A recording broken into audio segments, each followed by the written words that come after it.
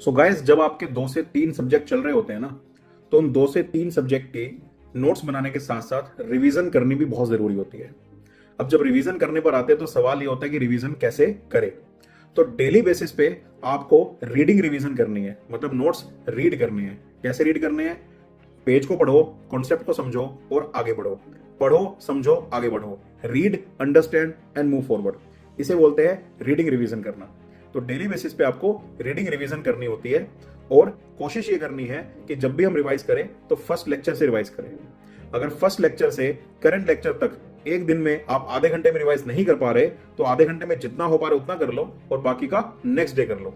इस तरह से डेली बेसिस पे रीडिंग रिवीजन आपको करनी है।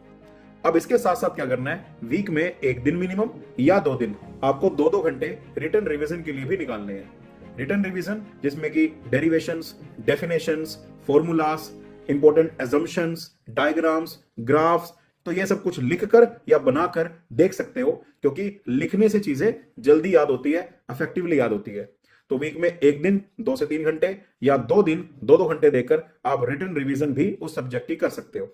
तो इस तरह से पूरे वीकली बेसिस पे अगर मैं बात करूं तो डेली बेसिस पे हो गई रीडिंग रिवीजन और हफ्ते में 1 या 2 दिन हो गई रिटर्न रिवीजन। इस तरह से आपको रिवीजन आगे करनी चाहिए। और जब तक आपके जो सब्जेक्ट्स है वो कंप्लीट नहीं हो जाते तब तक आप रिवीजन का दामन पकड़ के रखोगे। और जैसे ही कोई सब्जेक्ट आपका कंप्लीट हो जाता है तो वो बन जाता है कंप्लीटेड सब्जेक्ट। सो कंप्लीटेड सब्जेक्ट के लिए आपको क्या करना है, या तो डेली बेसिस पे आप 1 घंटा दो या फिर वीकली बेसिस पे 2 या 3 दिन निकालकर आप 2-2 घंटा या 3-3 घंटा दे सकते हो। उस टाइम में करना क्या है, आपको बेसिकली जो सब्जेक्ट कंप्लीट हो चुका है उसके नोट्स में से रिवीजन और उसके पीवाईक्यूज की प्रैक्टिस।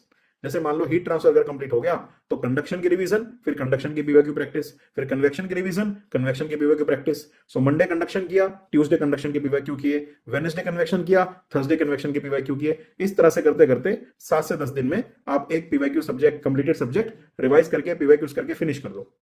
फिर अगला कंप्लीटेड सब्जेक्ट पकड़ो एंड सो ऑन। तो जब कंप्लीट हो जाता है सब्जेक्ट तो वो इस साइकिल में चलता है, और जब तक सब्जेक्ट करंट में चल रहा होता है तो उसकी रीडिंग और रिटर्न रिवीजन इस तरह से चलती रहती है। तो ये है स्ट्रेटेजी इफेक्टिव रिवीजन की। इसे आप फॉलो करो और इसी तरह गाइडेंस में प्रिपरेशन करते रहो।